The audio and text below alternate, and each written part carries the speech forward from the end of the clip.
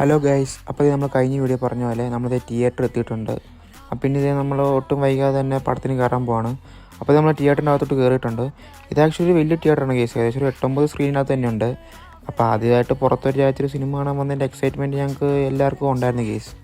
അപ്പോൾ ഇതാണ് ഞങ്ങൾ കാണാൻ വന്ന സിനിമ. അപ്പം ഇനി പടത്തിന് കയറുകയാണ്. അപ്പോൾ ഈ സിനിമ തുടങ്ങി ഗൈസ്. അപ്പം ഇനി ബാക്കി സിനിമ കണ്ടതെന്ന് പറയാം.